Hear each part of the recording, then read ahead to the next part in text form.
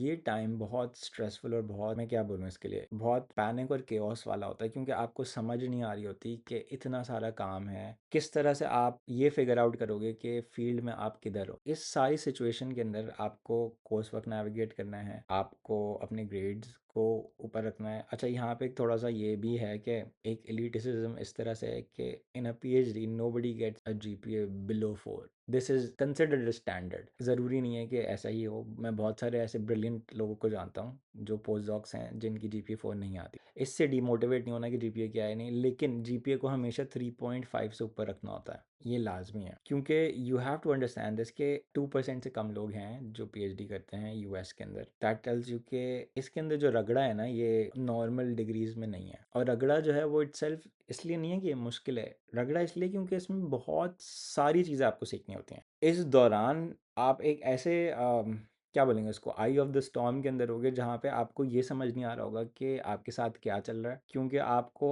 एक एकेडमिकली इतना challenging environment में डाल दिया गया है कि जाके आपको सारी चीज़ें मैनेज करनी है। तो बेसिकली ये आपकी जो ट्रेनिंग है ये सिर्फ पढ़ाई की नहीं होती, इसके अंदर आपको एडमिनिस्ट्रेटिव काम भी सिखाया जा रहा है, इसके अंदर आपको मैनेजमेंट का काम भी सिखाया जा रहा है, इसके अंदर आपको कम्युनिकेशन स्किल्स के लिए भी ट्रेन किया जा रहा है, इसके अंदर आपको ये भी फिगर आउट करने की ट्रेनिंग दी जाती है कि how do you decide which path to pursue in terms of making experiments. तो ये सारी चीज़ें 24 घंटे के अंदर आपका एक दिन होता है, उसमें आपने करनी होती हैं। And then you have your lab hours जिसके अंदर आपको काम भी करना है, लैब में भी होना है, पढ़ाई भी करनी है, असाइनमेंट्स भी कंप्लीट करना है। ये वाला जो आपका फेज़ है ना, ये दूसरे लोगों को नहीं समझ आएगा। जो पीएचडी कर रहे होते हैं, जो पीएचडी करते हैं, सिर्फ उन्हीं को पता होता है कि what a person goes through it.